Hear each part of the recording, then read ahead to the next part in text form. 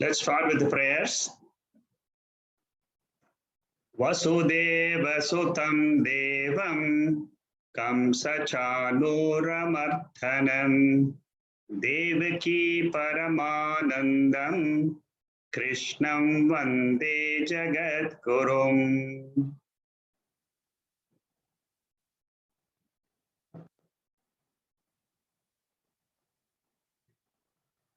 We are studying the 18th chapter of the Bhagavad Gita. This chapter is called Moksha Sannyasa Yoga, a very important chapter with the primary objective of realizing our true nature. Moksha means freedom. Freedom from identification with this body and mind as the self. So in our spiritual study, we must be very clear as to what the study leads to. The study leads to my realization that I am the atma. Today, I take myself as the body, as Mr. So-and-so. What Bhagavad Gita teaches us is, this is an incidental nature. It is not my permanent, eternal status. What is the permanent, eternal status which the Gita teaches us? It is myself without the upadhi, the instrument of the body and mind.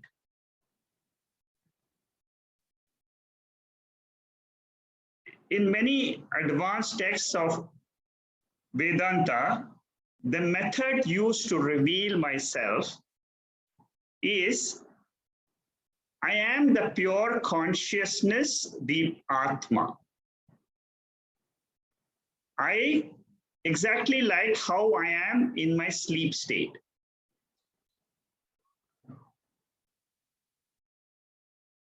When I operate the body and mind in the waking or dream state, that state is called as with upadhi. Upadhi means an instrument. It is a medium for only transactions, for getting the karma phalam of the body.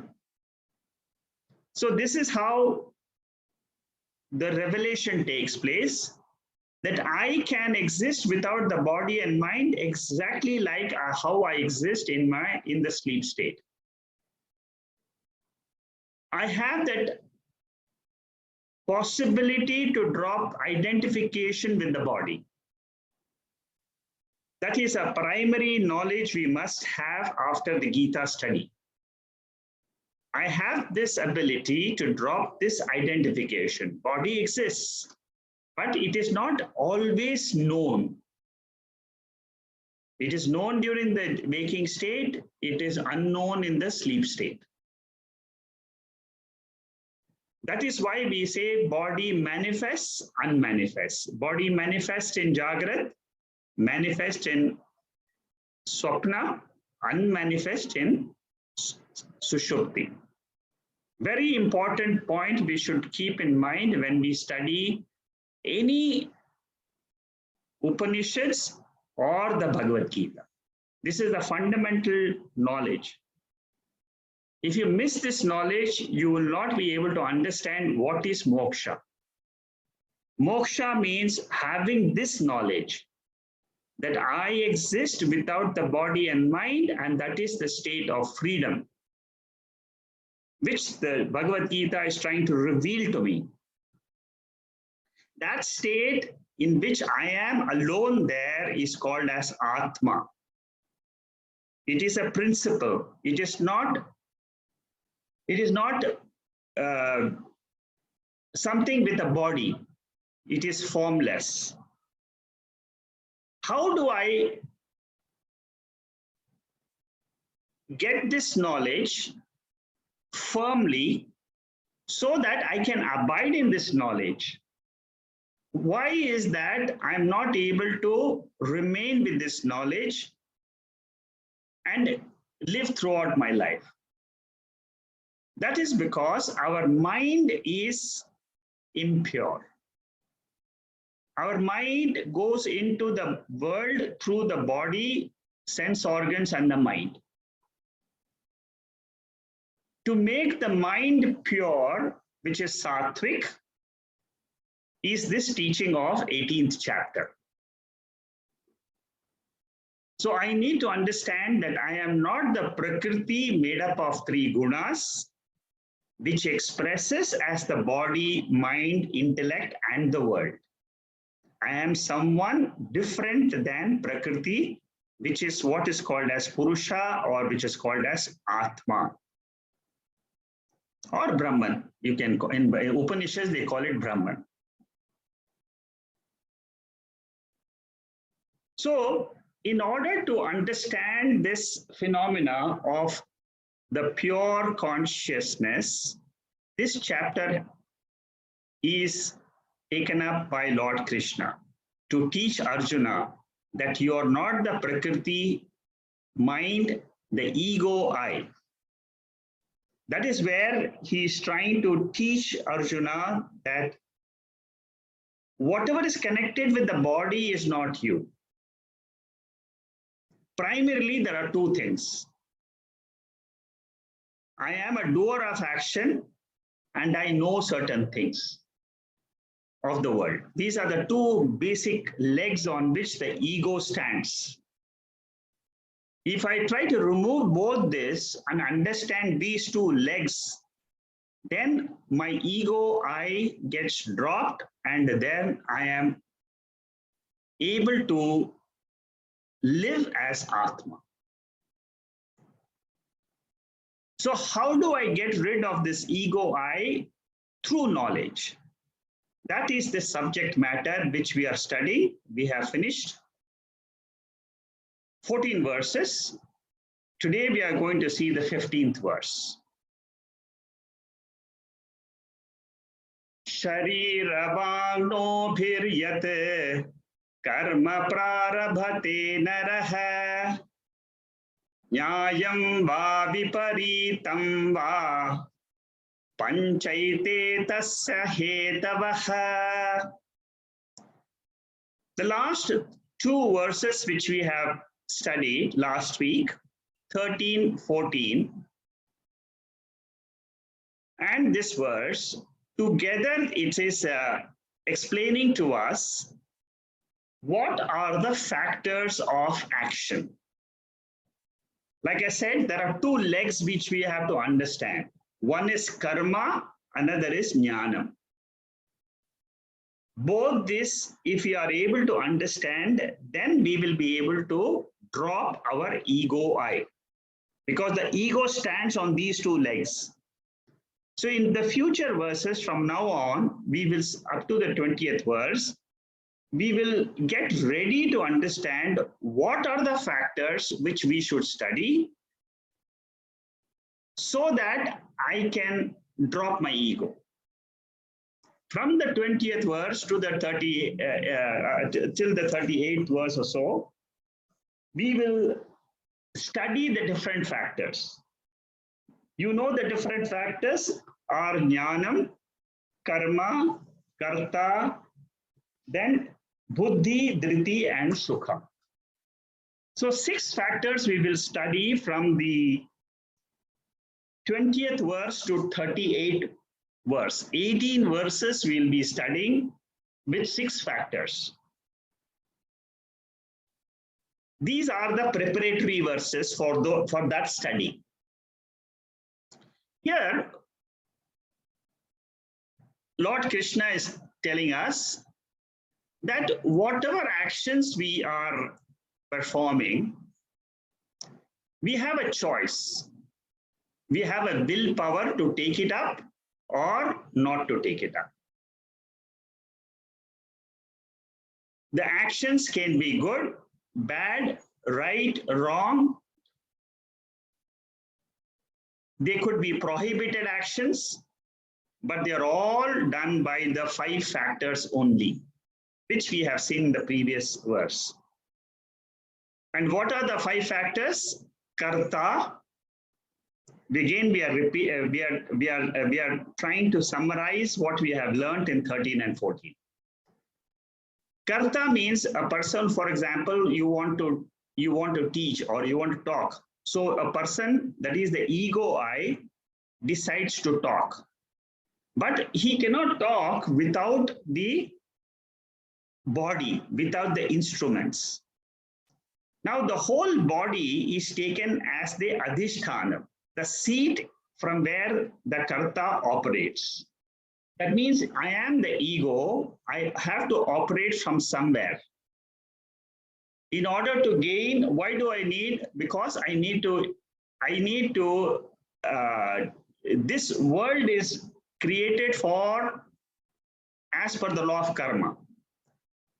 In order to fulfill my karma phalam, I need a body. So the adhishthanam is the body. You see, we are trying to understand the factors by which action happens, knowledge happens. And what we are trying to say is, whenever the actions are going on or the knowledge is taking place in Vyavahara, Atma is only revealing them. It is only the illuminating factor. It is not getting involved in them. That is the objective. So the karanam, which we use, which the karta uses, is the buddhi, the intellect. Buddhi engages the organ of speech. See how systematically Lord Krishna tries to explain very in detail the action which happens at the body level. Cheshta means the prana shakti. We all have energy in this body to act, the kriya shakti. Now that is provided by the prana. The body and the organs, they cannot function if the prana is not energizing the body, the physiological functions. And then, as you know, the 5th factor is Daivam. Daivam means there are certain devatas which are connected with the operation of the sense organs and the mind and the prana. These are all the 3 major instruments we have in this body. Number 1, the prana shakti. Number 2, the organs of knowledge. Number 3, organs of action. All the 3 are controlled by some power, controlling power in the world. That is why the Vyashti body, the individual body and the external samashti are totally interlinked. You cannot have a body without the world. You will not be able to experience the world without the body. Completely interconnected. Ahamkara, the devata which controls that is Rudraha. Sadhyo Jata is the devata which controls Prana Shakti. And then there are many devatas which we have seen before. Now, all these functions are working in synchronization, in coordination with the buddhi. What is our ignorance then? That we will see in the next verse. Tatraivam sati kartaram atmanam kevalam tuyaha pashyat kruta buddhi Vad nasapashyati durmatihi. Here, Lord Krishna is teaching to Arjuna two things. A person who's trained by the Shastra, that is verse 16, who is untrained by Shastra, that means who doesn't know. A person who doesn't know the Shastra, how does he act? How does he think? And next verse will teach us what if the person has the knowledge of the Shastra? The knowledge of the Shastra means the knowledge of the 5 factors, and Atma being not a factor in action. So 2 verses are explaining to us a jnani and a ajnani. In this verse, we are talking about ajnani. Normally, seeing correctly means the jnani knows the 5 factors are doing the action. Ego is a factor which comes during the waking and goes off in the sleep state. Ego I is a very important factor which we must understand very clearly. And Mandukya Upanishad is the best Upanishad to understand the ego I, where that ego I clearly is defined as the waker, dreamer, or sleeper. All these 3 put together is called as the ego I. And what is Atma or Turiyam? It is the one which is illumining them. It is the consciousness principle, the awareness principle which illumines the waker, dreamer, and sleeper. So that is what is called as Atma. That Atma is unassociated, undivided. It is not connected, involved with the Vyavahara. Who is doing the Vyavahara? The ego I. How does the ego I come into place? That we will see later on. But we should understand the waker I, the dreamer I, the sleeper I is the ego. Brahmajnanavalli, written by Shankaracharya, the 2nd verse, very beautifully summarizes the entire teaching of the Upanishads and the Bhagavad Gita. Asangoham asangoham punah punaha sachidananda rupoham ahameva advayam. So what it says is, I am not attached to the body and mind. Who am I? I am Sachidananda Sarupam. I am the pure awareness principle. That is what Lord Krishna wants to say here. And he says, if you know this, you are jnani. If you miss this, you are ignorant person. And this is what is called as untrained understanding. A person who is ignorant. Seeing Atma alone is moksha. That means seeing ego I as the self is not the real being. Why we say ego I is not real? Why do we say ego I is false? The reason is this ego I is not experienced by us in sleep state. This is the Shastric logic, which says that during the sleep state, I don't experience this, therefore you are not this. That is the Shastric knowledge, and wherever we are talking about the spiritual revelation, we must use Shastra and the Shastric logic. The only proof for Atma existing independently without the ego I is the Bhagavad Gita and Upanishads. There is no other proof. For example, to see the form and color, you require the eyes. The eyes are the proof. To know the sound, you need the ears. The ears are the proof, the means of knowledge. For the taste, the tongue is the means of knowledge. To know whether the object is soft, hard, you need the feeling of touch. You will not know this by using your eyes. Similarly, for knowing whether it is a fragrant jasmine or a fragrant rose, you need the sense of smell. All these 5 means of knowledge are independent. Similarly, to know the atma, the illuminating factor which illumines my buddhi, and through that buddhi, the sense organs are illumined. And when the sense organs are illumined, I experience the world.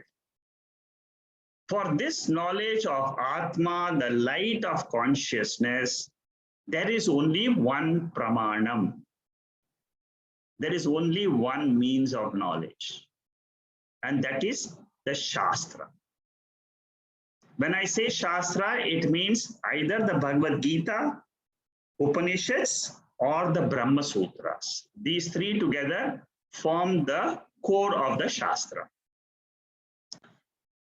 So I am not the doer is explained to me by the Bhagavad Gita. Therefore, I have to accept it and then live my life with this knowledge. So there are 2 types of seeing. One is I see the ego I as the self, or I see the atma I as the self.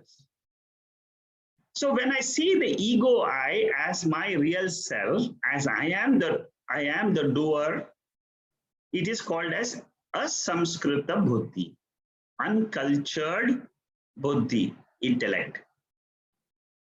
It's a wrong vision given by the sense organs.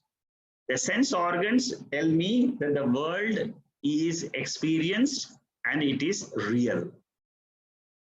Real means what? It can exist independently without that atma. That is what is meant by real, unreal. Real factor is actually atma, the illuminating factor, the light of consciousness, the light of awareness. But the buddhi thinks that ego I is the real one. It is the one. I am only experiencing the world. It is not atma which is helping me to experience the world. That is what ajnani suffers from. He has the lack of knowledge of atma, which leads him to samsara. It is called as durmatihi, the wrong vision, the wrong conclusion. What is the right conclusion? What is the cultured buddhi? Buddhi knows that it is atma which is shining in the buddhi. It is not the buddhi which is responsible for the experience of the world, but it is the atma. The light of atma is the real illuminator, the real substratum, the real factor on which the whole universe rests. That illuminating factor is untouched by anything which is illumined. For example, I am seeing a table. The seer I am not affected what happens to the table. The table may be broken, the table may be built, it may be built of gold, it may be built of anything. So whatever happens to a table is an object. Object does not affect the subject. Similarly, at the highest level, atma is the subject. The whole universe is an object for that atma. The objective world does not affect the pure consciousness. That consciousness is nityaha. It is ever there. It was there yesterday, day before yesterday, the week before that, 1 month ago it was there, no changes. 10 years ago it was there, no change. Tomorrow it will be there, no change. It's called as nitya vastu. There is only one nitya vastu in this entire universe. That is called as atma. That is called as Brahman. That is the revelation of Lord Krishna to Arjuna. Don't get affected by what your ego is doing in this battlefield. Know your real nature and know the real nature of all the people who are fighting in the battlefield. They are all exactly like you, the ego I, or you can say that they are the atma. If you take them as atma, if you take yourself as atma, you will take everybody else as atma I. Atma I is not acting. What is this whole battlefield going on? It is a law of karma and karma phalam, which is being experienced by this body. That is how we have to understand Bhagavad Gita. That is how we have to understand sannyasa and moksha. So seeing this atma as the homogeneous principle, just a mere presence, like the sun, like the sunlight, it is present and you see all activities going on. Similarly, atma is present and then the sunlight itself comes into its awareness. So behind the sun, there is an awareness principle. Behind my body, there is an awareness principle. That same awareness principle is common. That is what I must understand from the Gita, from the Upanishads, and from the Brahma Sutra. This is the ultimate lesson. So seeing the rope, the substratum without the 5 factors, it cannot appear. That means without the rope, without the atma, without the Brahman principle, the illuminating principle, there is no rope snake, there is no world, there is no sense organs working and experiencing the entire world. Atma Bodha explains this in a very beautiful way. It says that the moon appears to be running when the clouds move in the sky. You see, in a full moon day, when the clouds are moving very, very rapidly, you look up at the sky. I'm sure all of you have experienced this. When you look up to see the moon on a full moon day, and there is the clouds which are moving, it appears as if the moon is running very fast. To our normal eyes, we will think, or a child will think, that how come the moon is so running? Where is the moon running? You know, the child will ask its mother. But a jnani will know, a person will know that it is not the moon which is running, but it is the clouds which are in front of the moon which are running at a. They are being driven by the wind at the higher level. That is the example given in Atma Bodha.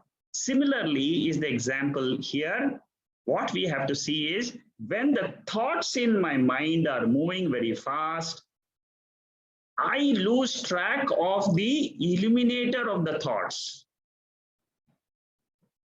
And I say, I am moving.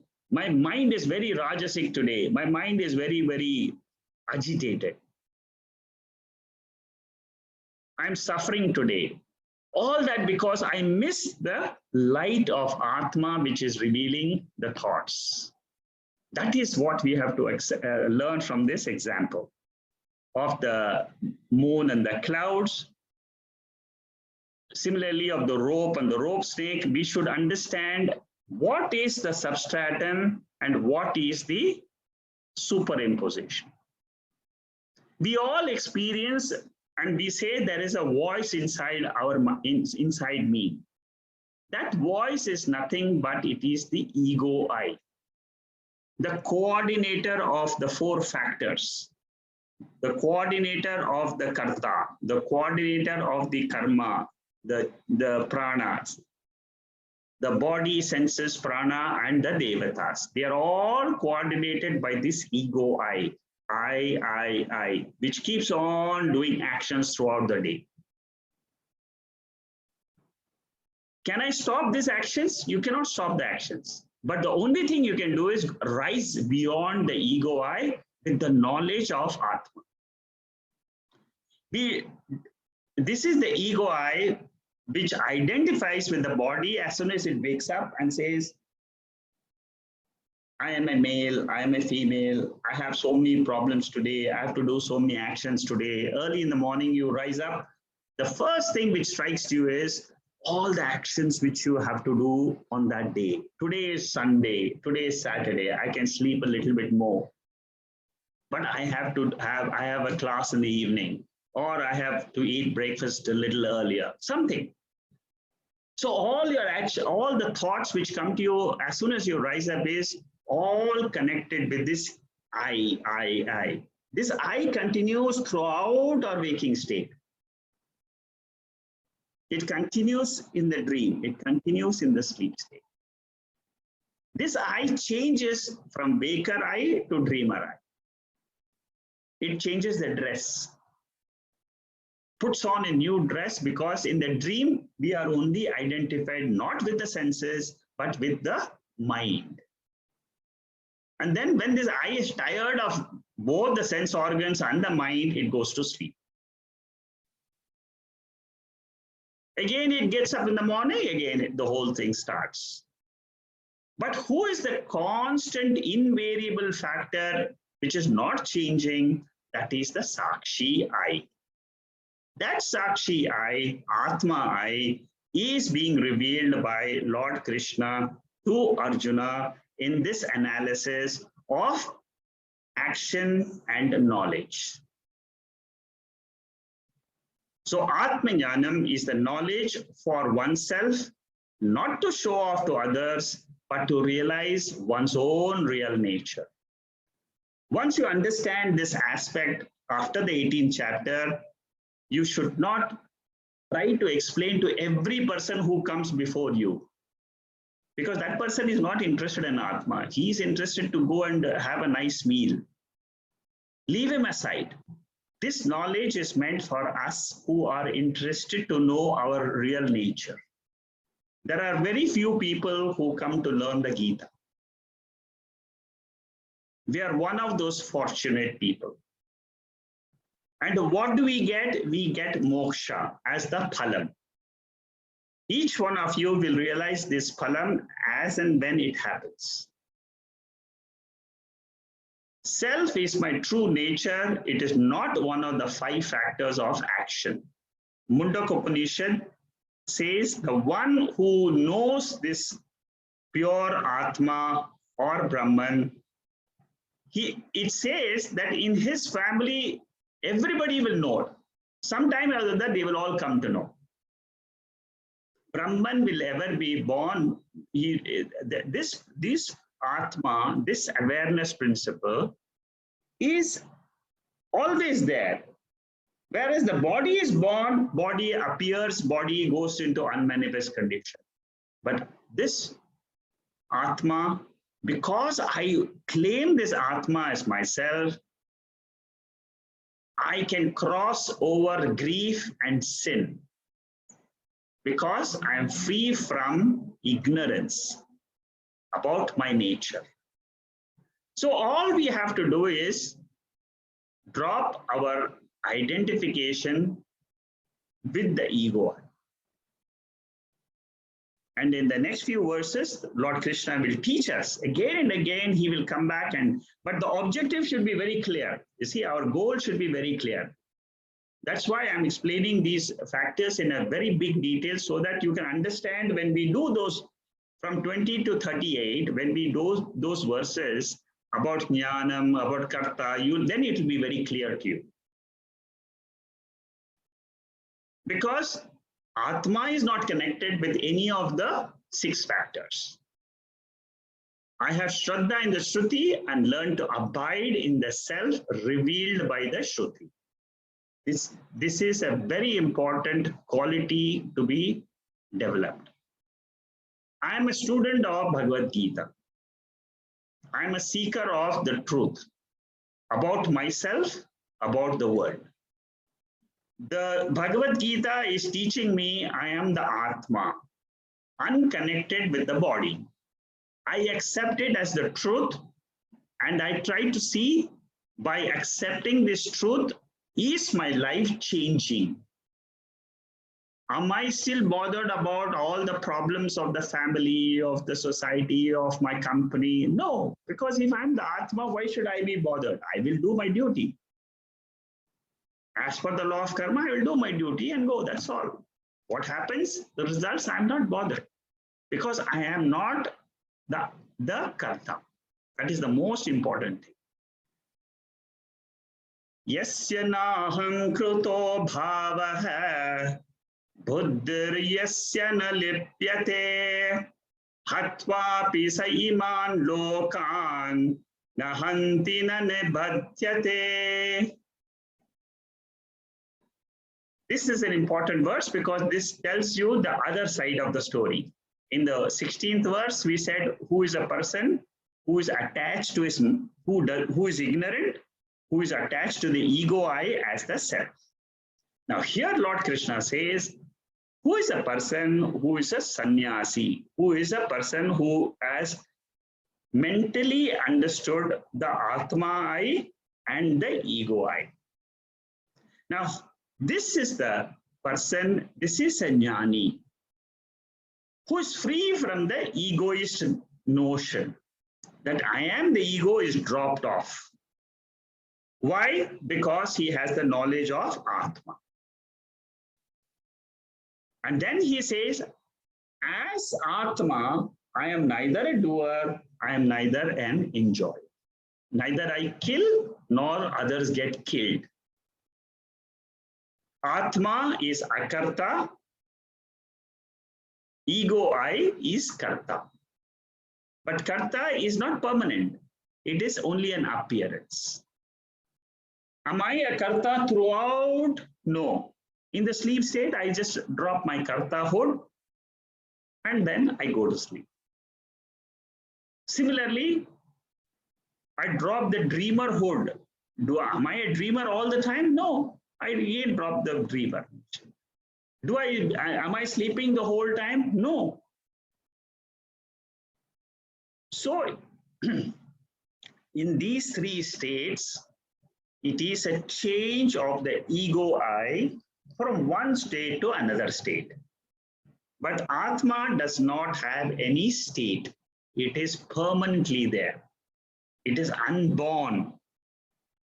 These are difficult things to accept as a body. If you identify the body, if I'm teaching you Atma and without any background to the Bhagavad Gita, if you have not studied the 17 chapters and you have come suddenly to the 18th chapter and I talk like this, you will not understand. But because you have the background, you will understand these verses. As I said before, the three kinds of sannyasi, karma yogi is a sannyasi, because he has renounced the fruits of action. That is how we start the journey of sannyasa or tyagaha. Then we become a vividisha sannyasi. Vividisha means a person who wants to know the self. He is the person who does the study of the Bhagavad Gita. Vividisha means viviktumi. Vivikto, that means he has a desire to learn the self. The last one is Vidvat. Vidvat means he has become a jnani. He has already seen, okay, he has finished all the 18 chapters of the Bhagavad Gita. Now he has become free. He knows the factors of action and factors of knowledge are not me. I am only the Sakshi. I am only in my presence, all these actions are happening. That's all. He has reached the goal and he has owned up Atma as his real self. He has renounced his individuality for knowing his real nature. After nyanam also, you can still be in the world and do your duty. Nothing happens to your nature of performing your duty, whether with jnanam or without jnanam. If you keep your goal of just doing your duty, you will be successful. Duty will keep going on. Family duties will keep going on. But I know I am the pure consciousness. That is the knowledge. Two identifications are for Jiva. I can identify as the ego I, or I can identify with the self as the pure Sat Chit Ananda. If Buddhi starts thinking I am not the real doer, then it is not clouded by wrong notions, misunderstanding, delusions, errors. A jnani does not gain anything by doing because he knows he is not the real doer. A jnani does not gain anything by doing or not doing. Why? Because he is free from the notion that I am the doer. If he is free from the notion I am the doer, who is he? He has only one thought. I am the Sakshi, I am the Sakshi, I am the Sakshi. Throughout the day, that tambura is going on in his mind. Whatever is the Gita revealed to him, he doesn't forget that. The moment we forget our nature as awareness, conscious, immediately we'll be in samsara. The moment I remember it, I am free. This is what is called as the sense of investing the sense of I on the body, on the mind, on the world, or you are investing the sense of I on the atma, on the awareness, Satchid Ananda principle. Where do you invest your focusing? Where do you invest your awareness? You can invest it in the ego I. You can invest it in the atma I. If you have got the knowledge of atma through the Bhagavad Gita, you will always be having in the background of your actions in the waking state, you will have this constant feeling, I am, I am, I am. I am is that presence. It is not going to go anytime. It is there in the waking, it is there in the dream, it is there in the sleep state. That I am is my real nature. It is a bhava, pure bhava, sakshi bhava. It is the substratum on which I can sing any raga. That is the tambura sound. If I am attached to the tambura, I can sing any raga. As per the thoughts, I will go and get attached, and then that song will go on. Jnani has no hurt or guilt. Ahamkara is the killer, Atma is the witness. Killer here means experiencer, but the witness or the consciousness principle is the awareness. Who gets a result of action? Ahamkara, ego, I. And what is the result? The result is punarjanma. Punarjanma means what? Again taking the body. Which is the one which takes the body? That ego I, which had dropped the body, again takes up another body and again starts right from childhood, youth, adult, old age, again child, again youth, again old age. You and I, this is not the first birth for us. According to the Bhagavad Gita, we have had several births. And we will have several births if we don't have this knowledge. I am free from all the actions is the right knowledge for me. So one who is identified with the five factors has not done any action. This final giving up is called as sannyasa. Ultimate renunciation. That is why this is called as moksha sannyasa. The key verse of this chapter 18 is this verse. which teaches me how to look at myself as the pure atma. The final renunciation is the renunciation of the ego I. We all start with the karma phalam renunciation. I am not the karta, I'm just surrendering my actions to Lord, get the karma phalam as prasada. That is our beginning stage in the 3rd chapter, 4th chapter, 5th chapter. But in the 18th chapter, when we are coming, we are talking about a higher level of renunciation, sannyasa. These are all big words, but then it means only dropping our identification, that's all. The individuality, ahamkara, is dropped. Again, why? Because I must accept that I have an existence without this upadhi of body and mind. If you don't accept it, you will have tremendous difficulties in dropping your identification.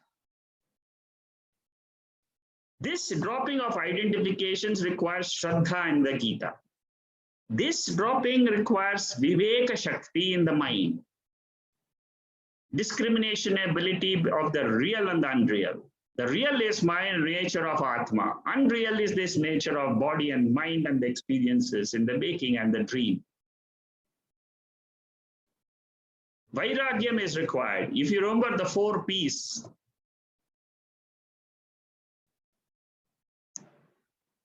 Viveka Shakti, Vairagya Shakti, Shamada Shatka Sampatti, and Mumukshutva. See, these are the 4 qualifications which we need. All those qualifications get slowly built up. The more I have Viveka Shakti, the more Vairagyam I will have. The more Vairagyam I get, again I get better knowledge, more deeper knowledge, more deeper knowledge. That is what happens to us when we, after this study of the Bhagavad Gita, when I study the Upanishads, what happens is I get a deeper knowledge.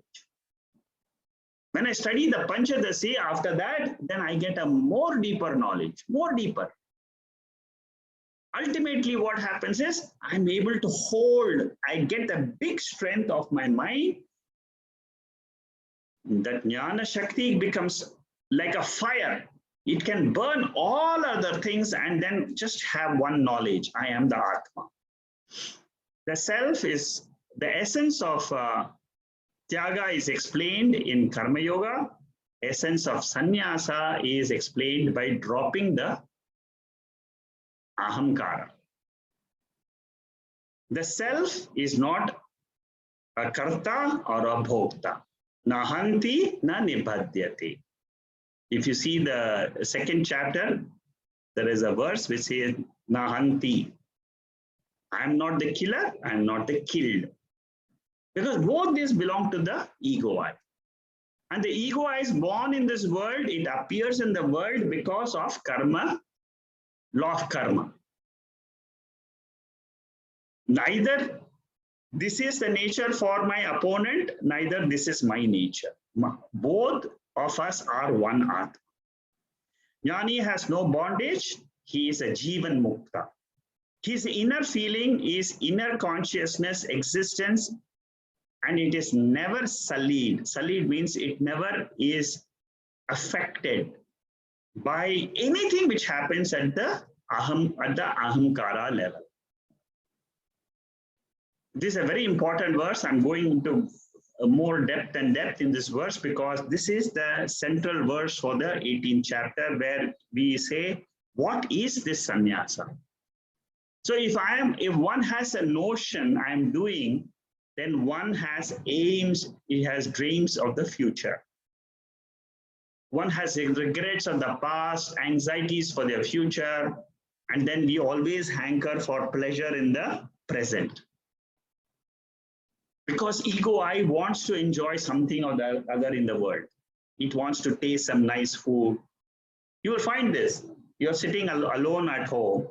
Immediately you'll go and grab something from the kitchen, or you will go and see the WhatsApp, or you will go and see what's happening in the news, or in the TV, or in the computer. It is the ego eye. And what is the atma eye? It is the observer principle. It observes the karta.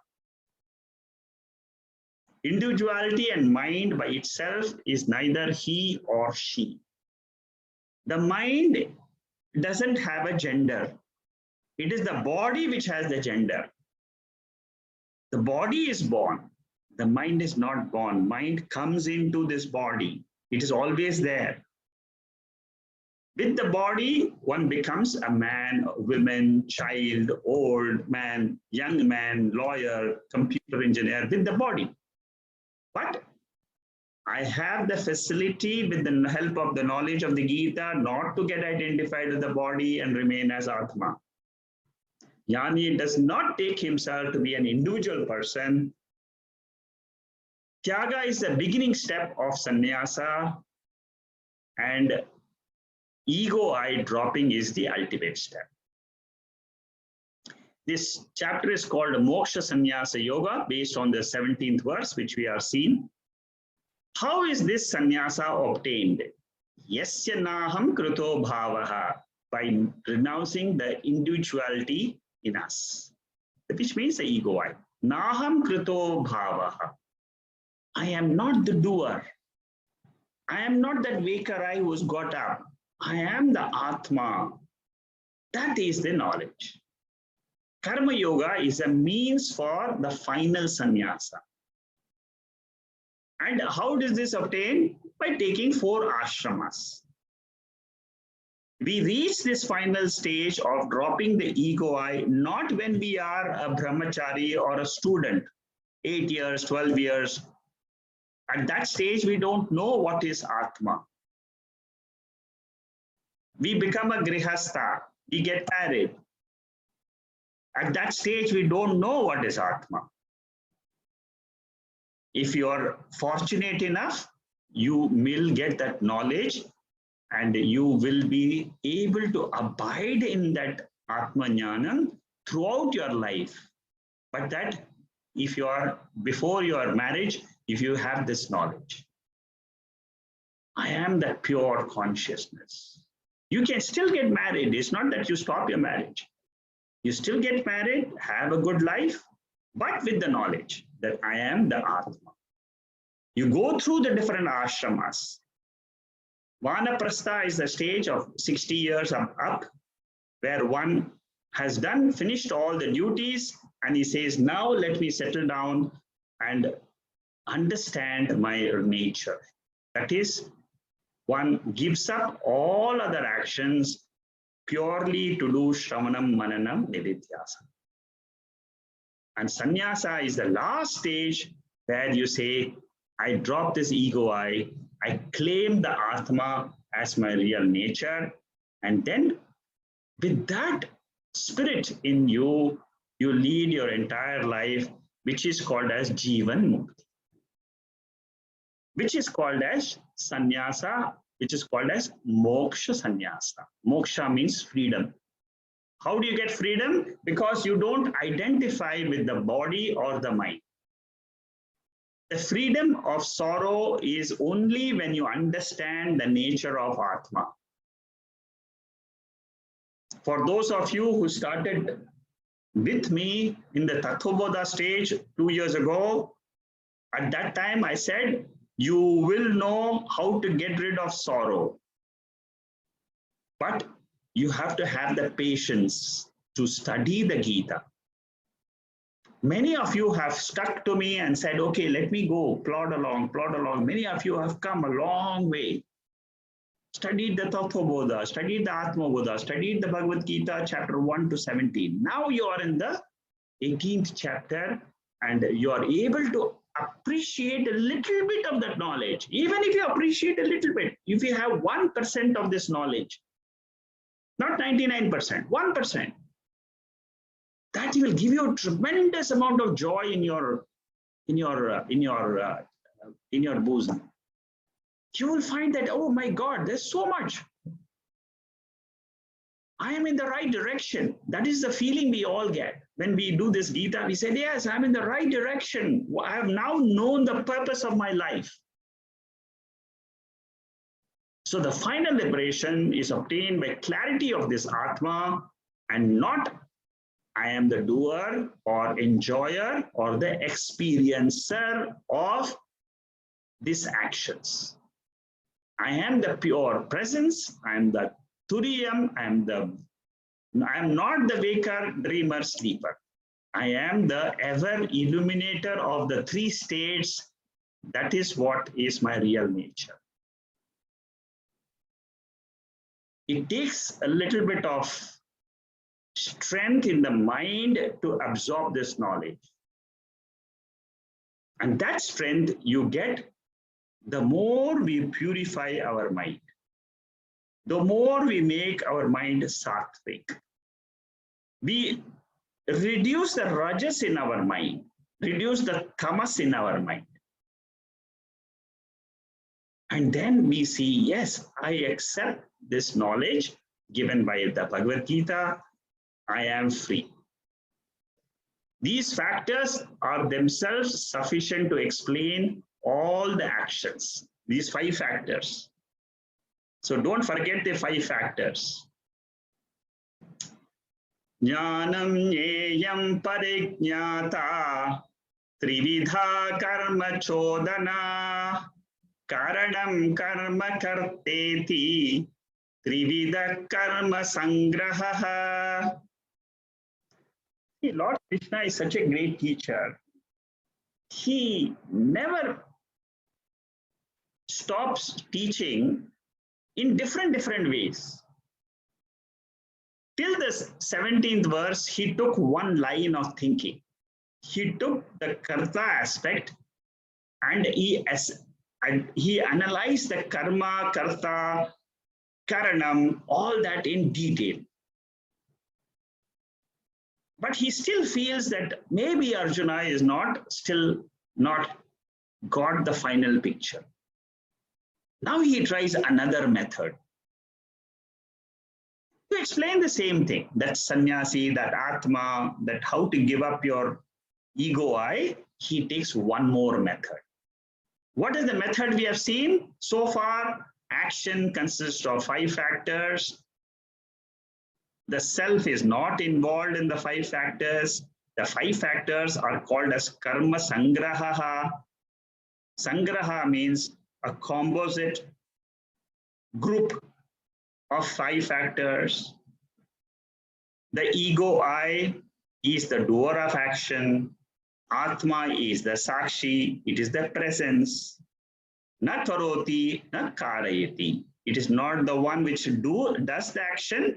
Atma is not one which instigates the action. This is one method of teaching. From this verse onwards till the 20th verse, Lord Krishna is going to teach us a second method. And then he is going to combine the 3 plus 3 factors, and he will then produce a beautiful set for understanding the final picture, the final vision, which is that 6 other factors which we will analyze. So the second method is, what is the impulse for action? Nyanam, nyayam, parijñāta. 2 verses are there which explains the karma chodana. Karma chodana means what impels an action. We all know that there is knowledge is the main thing which impels action. Suppose you don't have knowledge of what is happening in, say, Takashimaya shopping center. You will not go there. Tomorrow, if you read in the Straits Times newspaper, yes, there is a big sale going on there. That is the knowledge. Then you will rush there. So for your rushing for that karma, what is the impulse to that action? It is nyanam. So Lord Krishna now takes the impelling factors, which is the knowledge, which is nyanam, and nyayam. Nyayam means what is known. Parijnata means the knower. See, earlier we have seen the doer principle. Now we are learning the knower principle. Earlier we saw how to use our organs of action. Now we are using our organs of knowledge, which is the eyes, ears, nose, smell, and so on.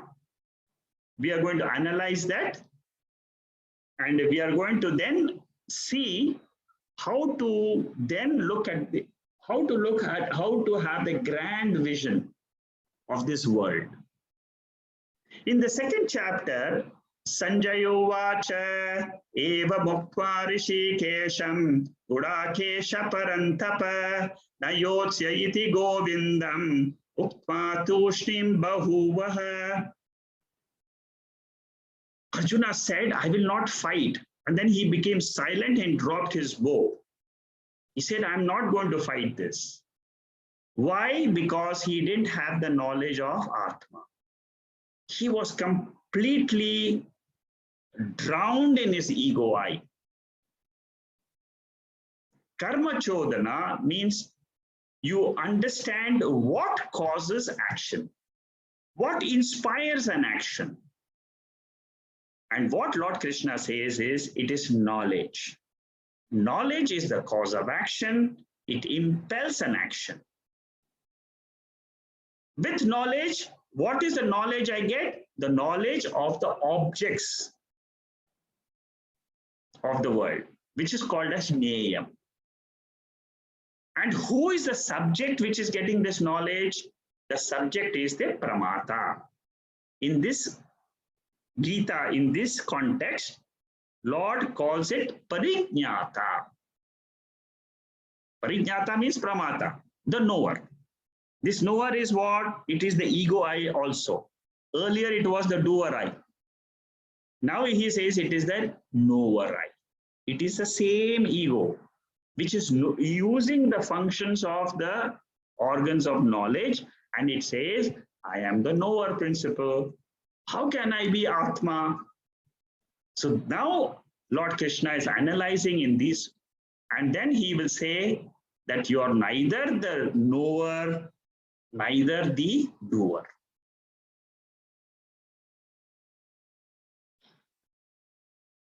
The ignorant can't be a doer, karta, without the knowledge.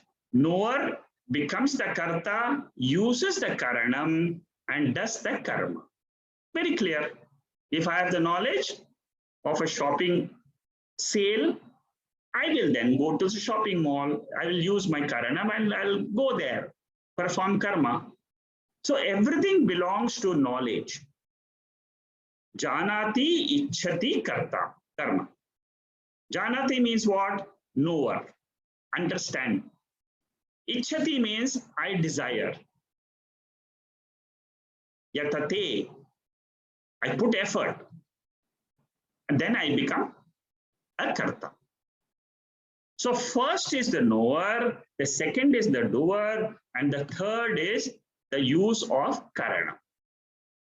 So entire action is free from Atma. Atma is not involved in the knowledge because it is the ego I which is getting involved with the organs of knowledge and uses that ego I uses the organs of action. All this activity is only in the field of kshetram. It is in the knowledge, it is in the field of knowledge. It is in the field of action, kshetram. Who am I? I am the Atma, the illuminator, the kshetrajna. That is the lesson. So the indirect impellers or inspiration to action, indirect factors are the nyanam, nyayam, and parijnata. And the direct participant of the ego I is the karta, karanam, and karma. So now you understand there are 6 factors.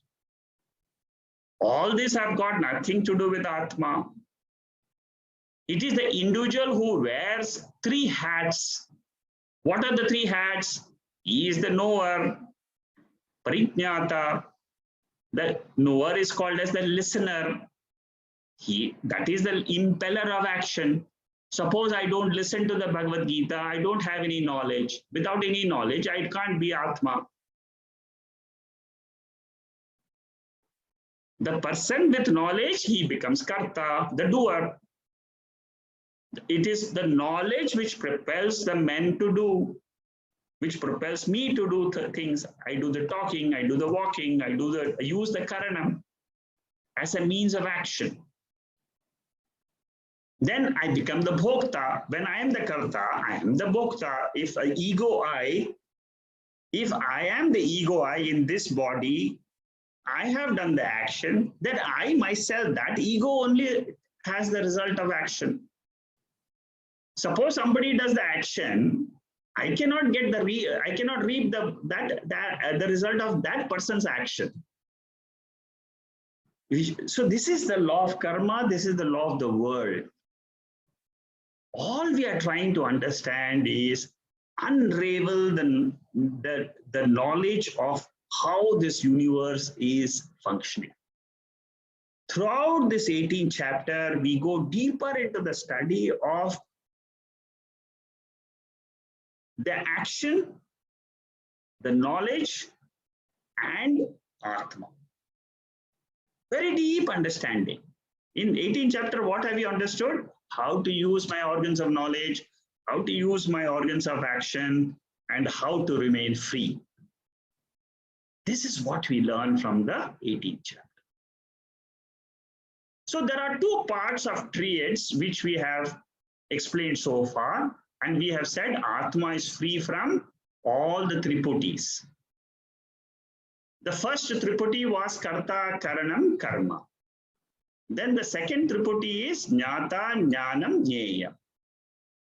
What Lord Krishna now does very intelligently is, he combines the 6 factors and makes it into 3.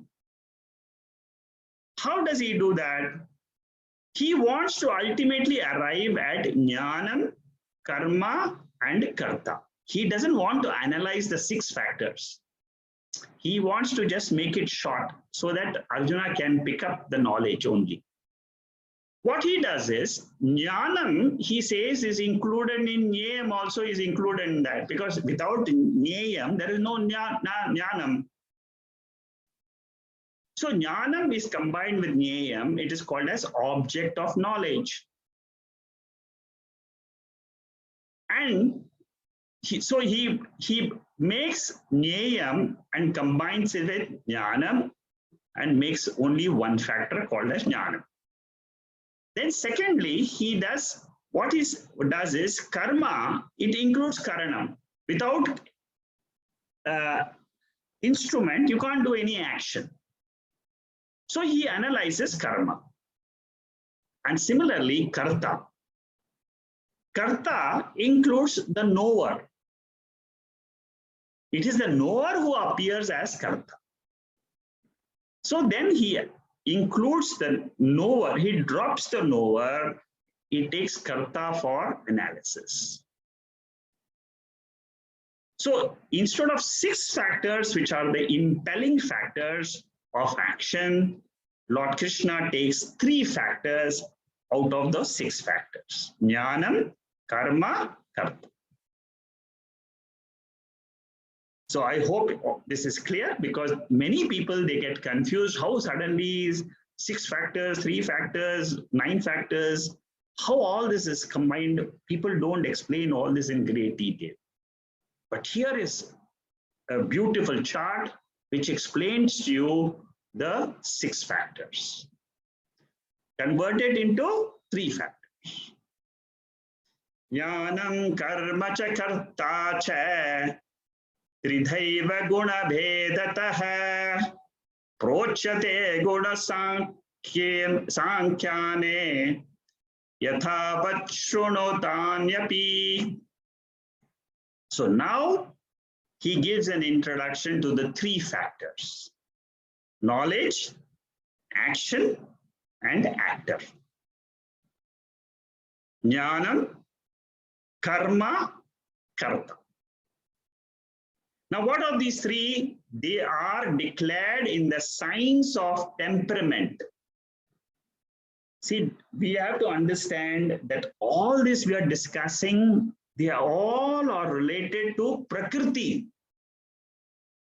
And if you study the 14th chapter, you know Prakriti is made up of three gunas, Sattva, Rajas, and Tamas. Therefore, he says, let me analyze these three factors with the view of Sattva, Rajas, and Tamas. According to our mind's temperament, how does Nyanam change me? Sattvic Nyanam, Rajasic Nyanam, Tamasic Nyanam. According to my temperament, how does the Karta change and Karma change? We are going to study 9 verses, 3 for each of these factors. 3 for Jnanam, Sattvic, Rajasic, Tamasic. 3 for Karma, Sattvic, Rajasic, Tamasic. 3 for Karta. So the next 9 factors is very clear when we study this 19th verse. 9 verses we are going to study. All we are doing is, how does the Karta change when the gunas in my mind change? Because the basic ingredient of the mind is the guna. Prakriti means 3 gunas. The 3 gunas are having an impact on the 3 factors which are involved in action. And why does Lord Krishna take this? Because he wants to show that I am Atma, I am not involved in any of these 9 factors which are analyzed here. Okay, so with this now we will, entire action is free of Atman. Atma is not Sattvic, Rajasic or Tamasic. Atma is only the eliminating factor of all actions. All our actions can be explained by explaining 3 factors. What is it? Nyanam. If I have the right Nyanam, I can explain all my actions. If I have the right actions, I can explain. If I analyze the right actions into Sattvic, Rajasic, I will know what is the right Nyanam and who is the right Karta. All these 3 are linked. All types of actions are created by these 3 factors. Atma does nothing. It is the illuminating factor. It is ever there, continuously illuminating. It illumines the mind in action, with the senses, in the Jagrata Avastha. It illumines the mind alone in the dream state, without the sense organs. Atma continues to remain invariably, changelessly illumining the sleep state. In the sleep state, the mind has gone to sleep. It is not using the organs of knowledge or organs of action. There is variety in Anatma. There is no variety in Atma. It alone is ever shining, ever illuminating. World is manifest, world is unmanifest. World is manifest, world is unmanifest. I shine all the time. This is the knowledge of Bhagavad Gita. This is the knowledge of Upanishads. I hold on to this knowledge. I am the Atma continuously, which is never changing. Will it change at the death of the body? Not at all. If it doesn't change at my sleep state, when nothing is known to me, will the death of a physical body affect me? Not at all. I am the immortal self. I am the pure self. I am the consciousness awareness principle. I live with this knowledge and I am free from fear. I am free from desire. Desires will come and go. It will lash me in my waking state, but I am not affected by it because I am asangaha. This is a very, very important lesson. Hold on to this lesson and see how the world remains not affecting. It comes and goes, manifest and unmanifest. If you have understood this lesson from the Bhagavad Gita, you have understood the essence of the Gita. Now, this is the way Lord Krishna says Sankhya Shastra analyzes the gunas. Lord Krishna acknowledges that there is a system of knowledge which analyzes action and the knowledge part, which is called as Sankhya Yoga. There is, in Brahma Sutra, we study this system. Sankhya is a philosophy. It has, like yoga is a philosophy, Sankhya is a philosophy, Nyaya is a philosophy, Tarka, Nyaya, Vaiseshika. These are all different schools of thought. So here Lord Krishna says, it is the Sankhya method which I'm trying to teach you. Using the Sankhya method, you listen to me with full attention. Shrunu. Whenever Lord Krishna says Shrunu, he wants Arjuna to just wake up. Not suddenly thinking, Arjuna should not be thinking of something else, what's going to happen to me or to the other soldiers. You know, in his mind, Lord Krishna wants the full attention of Arjuna. He says, with focused mind, you listen to me. You will never miss Atma in your life. I'm teaching you. Again, I'm going to teach you another method, the impellers of action. The description of three gunas comes in 3 chapters. Chapter 14, it talks about a gunatita jnani. How a jnani, a knower of the gunas, how he crosses over the gunas and becomes free. In chapter 17, we talked about Shraddha Traya Vibhaga Yoga. We analyzed 5 factors.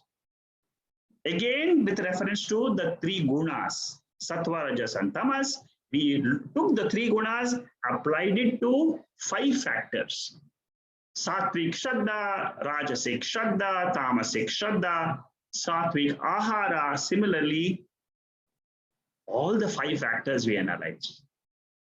Why did we analyze? Because we want to become a true sadhaka, the seeker. He wants to learn about his nature.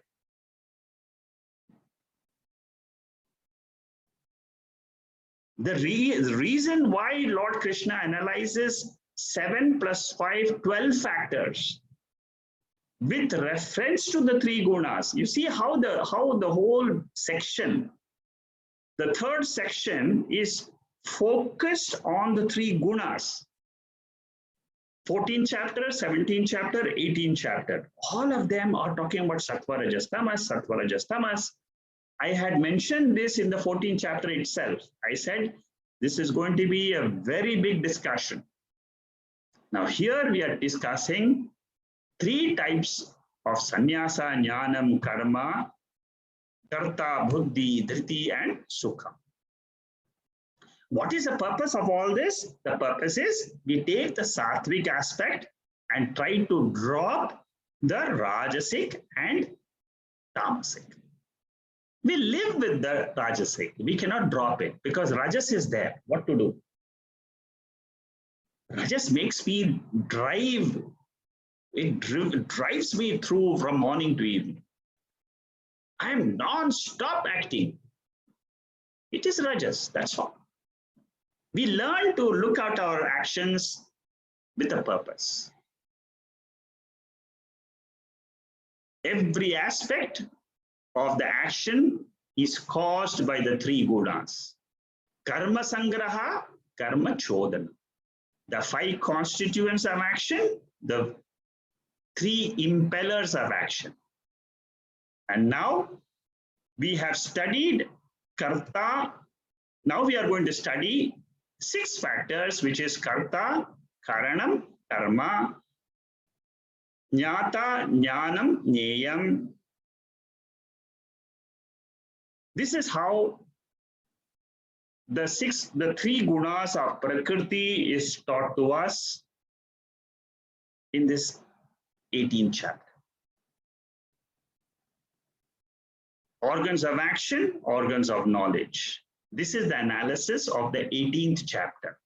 See, we must be very clear. These are all charts which explain to you what the whole chapter is.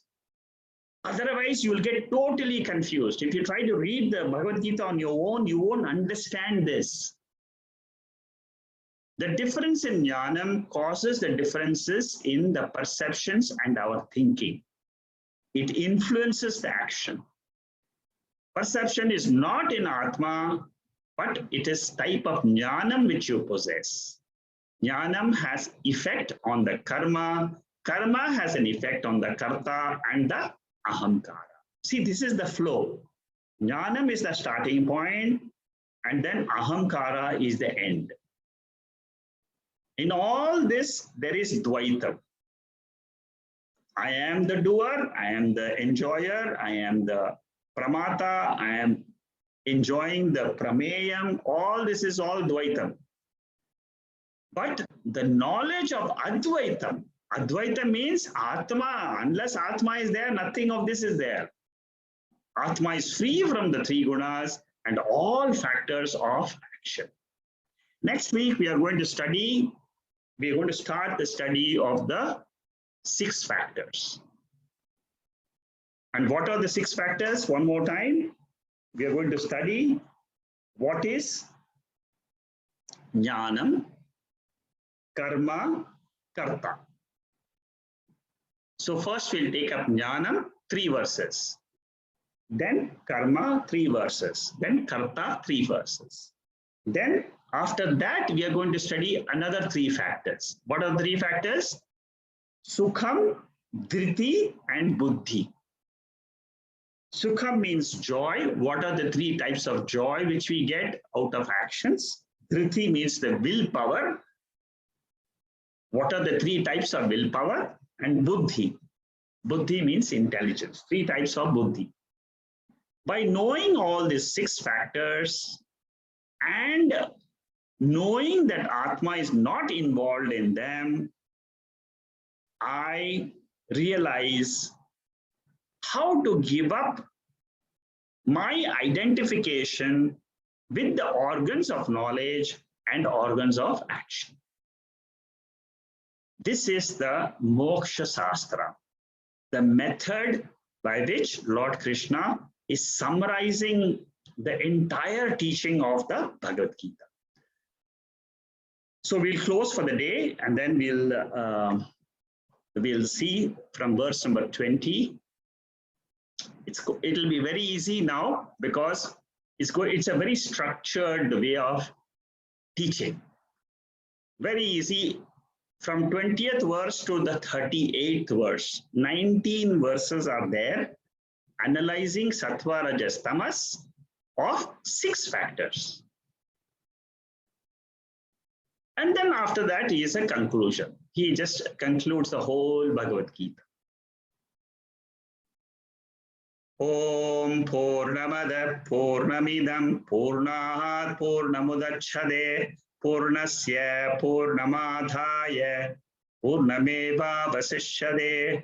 Om Shanti Shanti Shanti.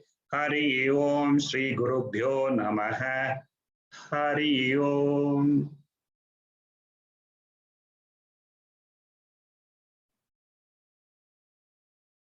There is nothing on the chat board. If you have any question, you can ask. Shanmugam is unmuting everybody.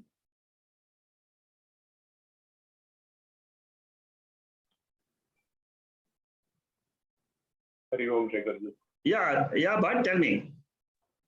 Okay. So, under the ego, we are faced with a constant flow of desire. Out of that, we have the sattvic, rajasic, and tamasic. Let us take that for the time being. The sattvic desires are not going to cause immense trouble to us. They always lead us to the positive thing. So we can leave them out. But if we leave that out, but there are the rajasic as well as the tamasic desire flow. Correct. But if the flow is like a tap water, that is fine. We can control it. We can manage it there. Yes. But if it's like a flood, so they will sweep me away, right? So now the question to you, I just want to understand is that now if those desires are continuing, that means there is a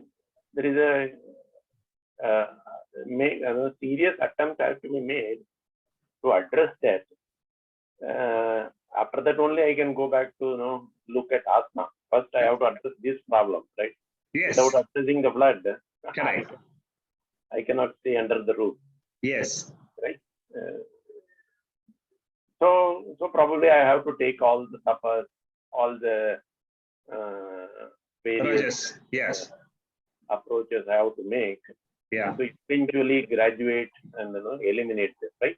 Correct. Okay. Sure. I just wanted to. Okay. I'm saying correct, but with some reservations. Okay. The reservation is you are absolutely right at the level in which you are today.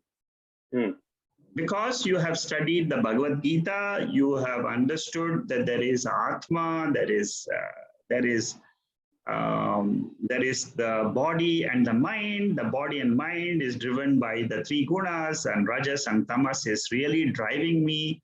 I have to really control all this rajas and tamas. I don't know which day I'm going to come out of this rajas, and when I'm going to come out. It's going to take 20 years, 5 years, 30, that is a right understanding today with this knowledge. Yeah. But you have to progress to the higher level.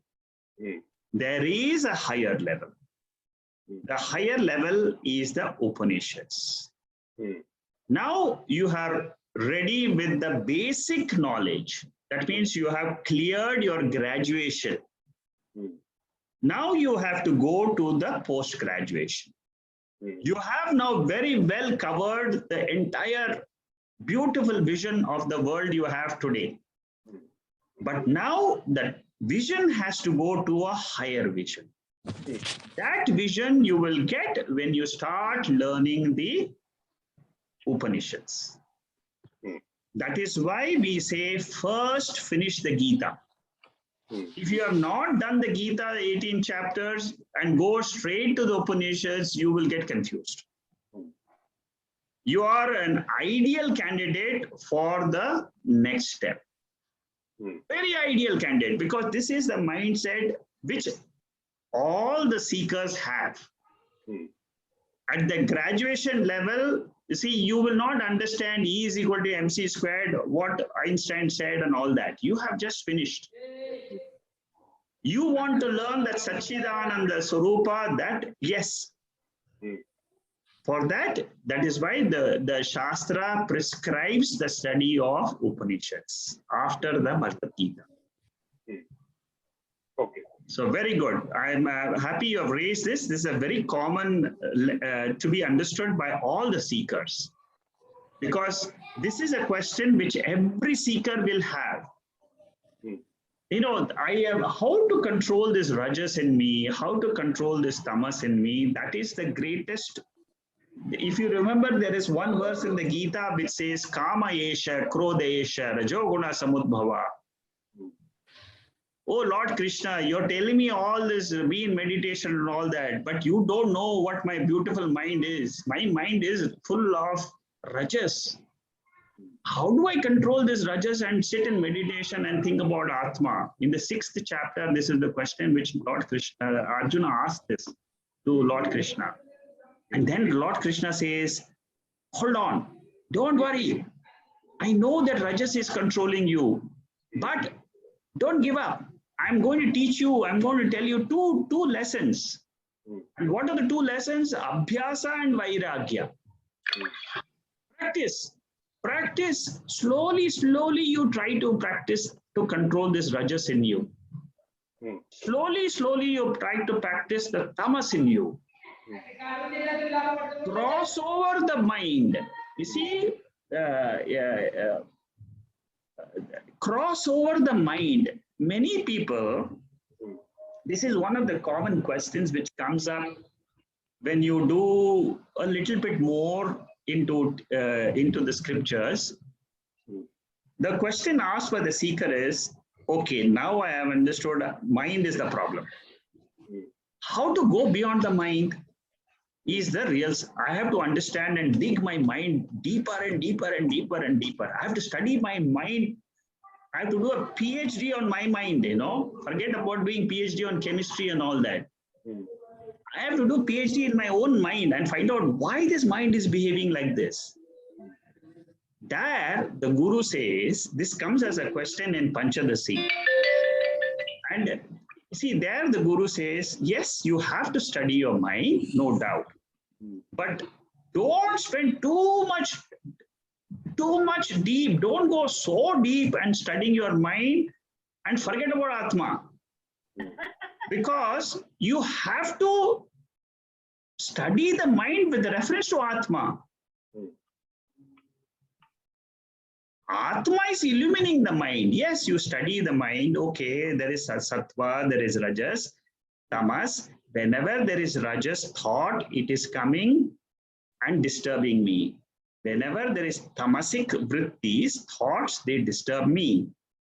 I have to learn to disidentify with these two vrittis, these two thoughts, and then purify the mind and remain as sattvic.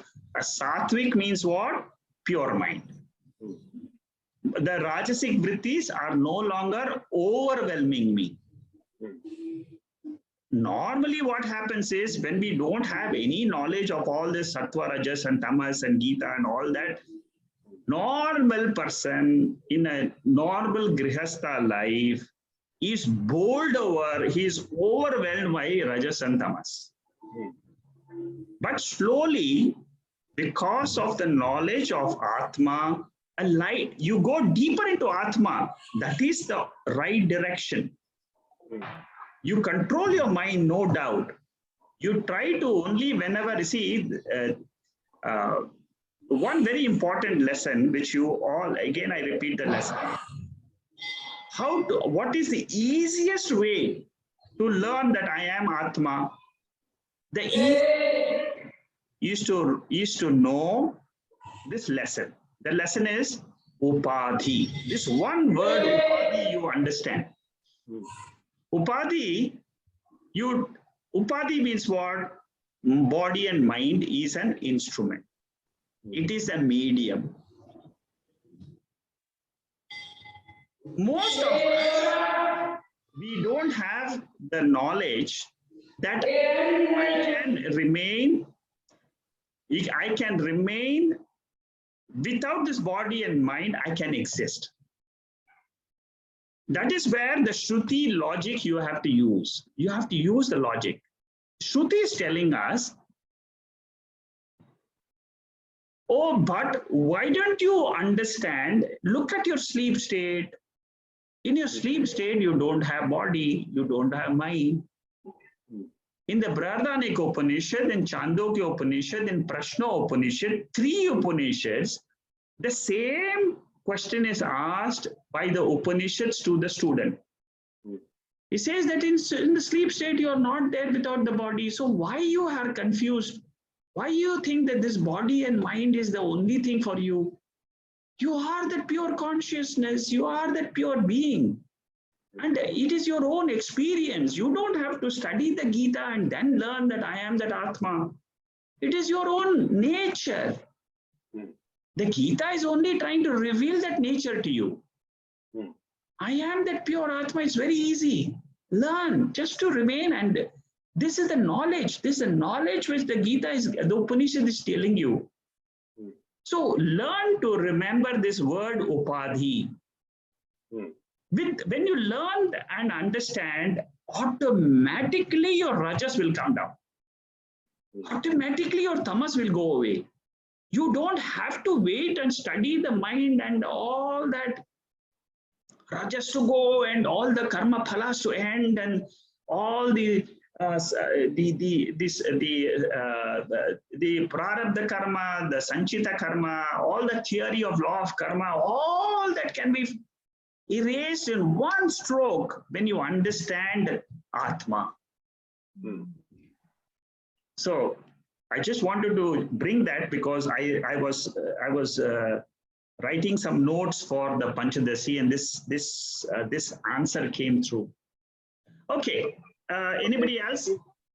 Yeah, so basically what you're saying is, rather than like, if I look at my garden and it is full of weeds and I worry about it and then start de-weeding it, rather than only doing the de-weeding, what I can do is I can also plant a good flower. Eventually, the weeds will shrink and the flowers will grow, and eventually I will cross over. So similarly, what you're saying is, rather than only looking at it in the terms of how do I address it, you're saying go ahead, go for the next level of learning. Eventually, that learning itself will help you to get rid of all these problems. Eventually, they will disappear. Yes, the problems will get dissolved. Beautiful. Well done. You've understood the answer perfectly. Thank you. Thank you. Yeah, Malati? Regarding Mr. Bhatt's question, he was asking that first whether we have to clear our rajas and tamas gunas and then go to the next step. So I heard Swami Paramatmananda was saying that you cannot deviate, you cannot come down, nil your rajas, tamas and something like that. First, you have to start your study, and simultaneously your those flaws will come down. He was saying like that. Don't wait till you reduce your tamas and rajas guna. He was telling like that. That's correct. Yeah, you're right. That's correct. I agree with you. You're correct. Okay. Yeah. Anybody else?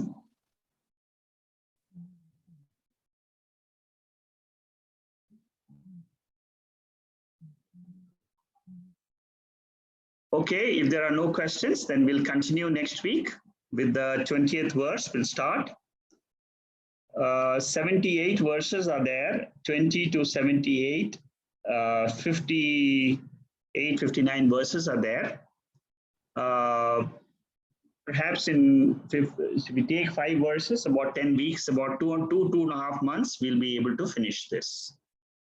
Roughly, in about 2 months, we'll complete the 18 chapters.